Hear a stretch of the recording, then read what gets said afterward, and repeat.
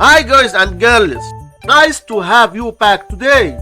In this unboxing, 3 divided by 3 which equals 1 and 15 divided by 15 equals 1. Now we have this problem, 1 divided by 1 which equals 1. But this answer is not correct because according to the order of operations we must do this division, then this division, and at last this division. So we have first this division, 3 divided by 3 equals 1. So we have 1 divided by 15 divided by 15, and we can write this part as 1 over 15 divided by 15. So we must keep the first fraction 1 over 15 and change division to multiplication times.